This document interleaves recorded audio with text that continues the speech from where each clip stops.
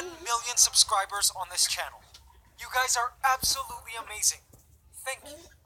Because you all have shown the ultimate love by tuning in each week watching these ant videos, today, I too have decided to finally take up the ultimate challenge. Years ago I told myself I would never attempt such a crazy stunt because I always feared and respected the sheer power of the world infamous fire ants. Having owned colonies of fire ants for years, I know all too well that they are aggressive, fearless, hungry, and deliverers of extreme pain to anything or anyone who has the misfortune of being stung by their potent stingers.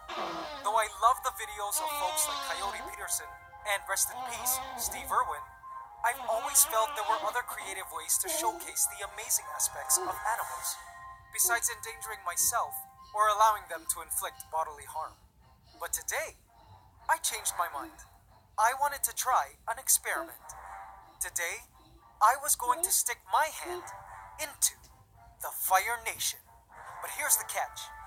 I was going to do it completely covered in honey. Would the ants simply feed from my hands and not attack me?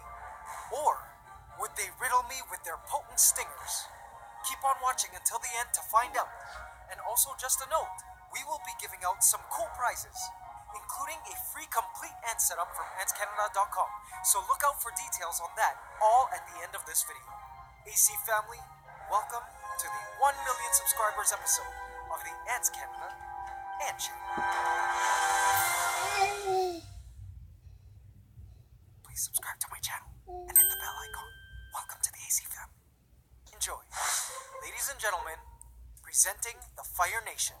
If you're new to the channel, this here was the ant colony that began the worldwide explosion of ant love on this channel.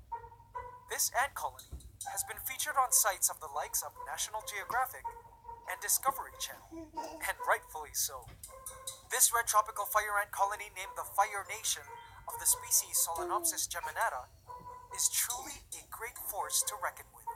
This colony started off as a medium-sized ant colony of about a couple thousand members, but has now grown to a massive colony that I estimate to be at over 1 million workers.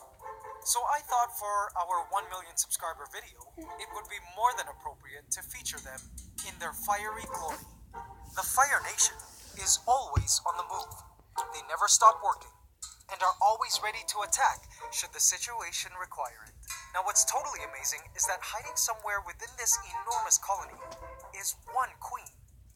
Yes, just one, who is laying all the eggs. Each of these workers live for about a month or two, but this egg-laying queen, whom they protect with their lives, lays somewhere deep in this nest.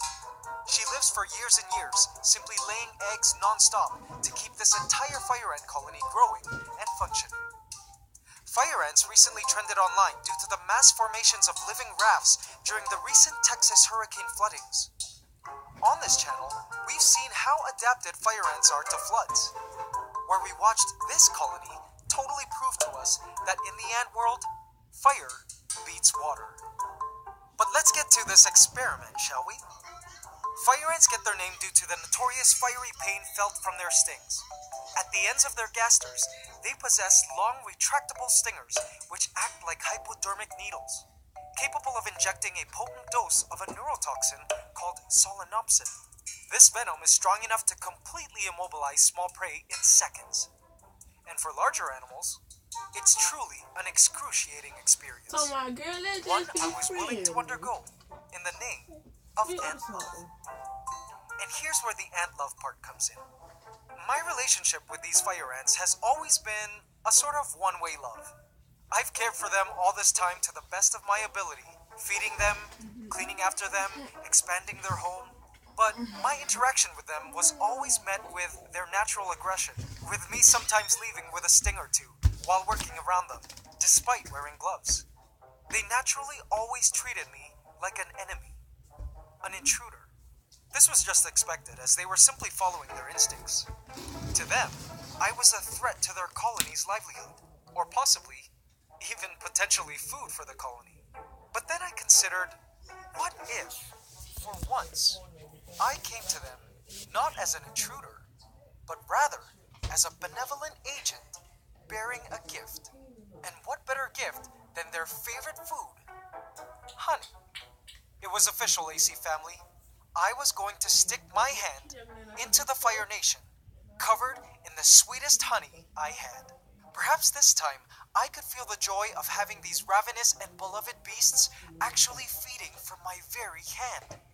This was going to be epic. Now, before I proceed, I must warn you guys to never ever try this at home. This is very dangerous, and if a recipient of an ant sting happens to be allergic to their venom, it could lead to a serious reaction, or even death. So this challenge should actually not be called a challenge at all. I don't want AC family out there to be trying this. I know for a fact that I am not allergic to their stings because I've been working around these ants for years and have been stung by them before. I was also willing to try this as an experiment, and I also had all medication on hand in case I needed it, as well as aftercare products. I'm an adult, but if you out there watching are a kid or a teenager, once again, do not attempt this. Actually, even if you're an adult, don't try this at all. Please. So, AC family, here were my tools. I still needed gloves for this experiment. One for my left hand, and the other was for my right hand, but I needed to cut it up.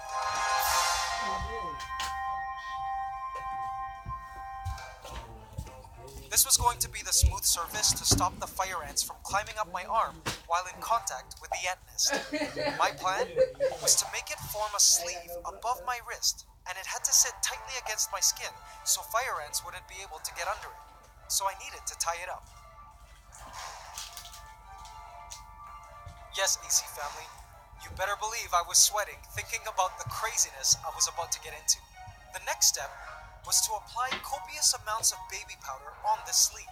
This would cause any ants attempting to climb up my arm to slip off. I needed the dry surface of the glove sleeve to hold this baby powder, because if I were to put it all on just my skin, for sure the baby powder would soak up all of my sweat and render it ineffective at being a slippery barrier. I did also add baby powder on my skin to keep my sweat from dripping onto the sleeve. I also had a jug of water ready in case I needed to wash all honey and ants off my hand. And now it was time to add the honey. Here we go.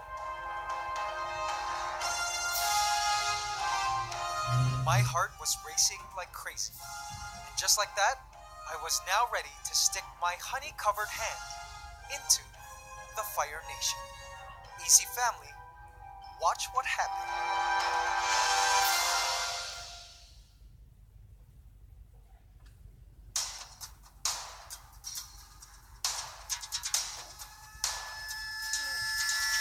Okay, here we go. This is going to be the craziest thing I have ever done, ever in my life. And I've done a lot of crazy stuff. But I'm curious to see what an interaction with these ants is like, where it's not an aggressive interaction. Usually it is an aggressive interaction. So let's try it. Wish me luck, DC fam. Here goes nothing. 1, 2, 3.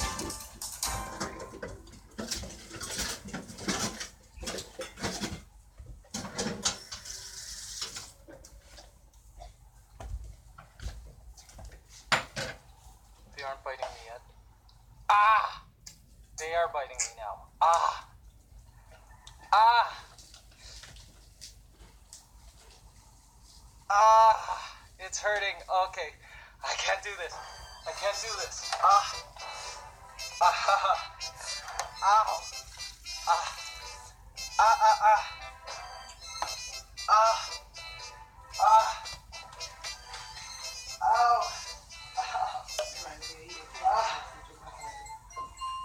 Oh my god. Ow! Ow! Ow! Ow!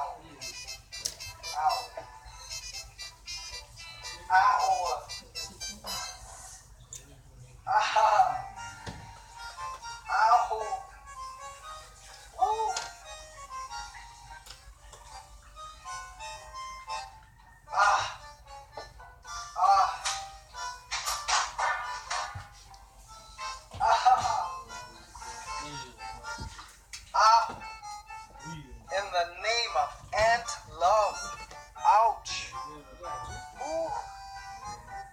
That hurts. That hurts a lot. Okay, so I'll show you where they've stung me. They've stung me here. No, it's not. Or here. Oh, it's burning right now. On here. They've stung me here. They've stung me here.